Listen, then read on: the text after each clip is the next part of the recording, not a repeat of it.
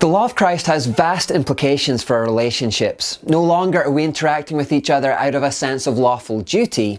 Instead, we're interacting from a sense of genuine, selfless love for each other.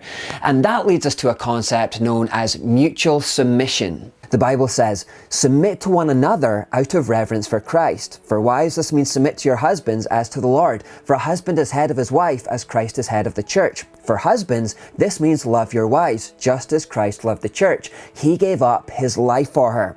So a wife should submit to the leadership role of her husband, and the husband should then put his wife's needs ahead of his own, even to the point of giving up his life for her. Mutual submission.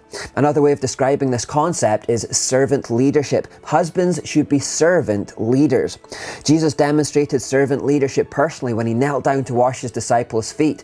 The Bible says, after washing their feet, he put on his robe and sat down and asked, do you understand what I was doing? You call me teacher and Lord, and you are right because that's what I am. And since I, your Lord and teacher, have washed your feet, you ought to wash each other's feet. I have given you an example to follow. Do as I have done to you. God will bless you for it.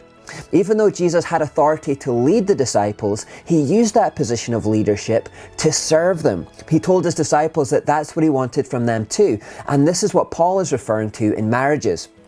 Husbands, even though they have the leadership role in the relationship, are to use that position to serve their wives. The idea of servant leadership actually extends to all of our relationships. The Bible says, children, obey your parents because you belong to the Lord, for this is the right thing to do. But fathers, do not provoke your children by the way you treat them. Rather, bring them up with discipline and instruction that comes from the Lord. In short, do the best for each other in love. Children, respect authority of parents, but parents, act in the best interests of your children.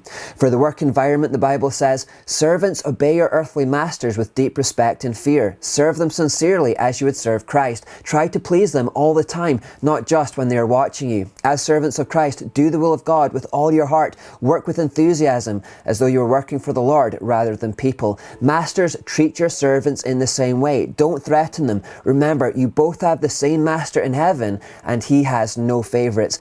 Servant leadership is even the origin of our ideas about Western democracy. The Bible gave birth to the idea that our politicians and public officials are elected to serve us rather than to rule over us. In fact, we call our elected officials public servants. We elect them so that they can serve us, and in return, we willingly submit to their leadership.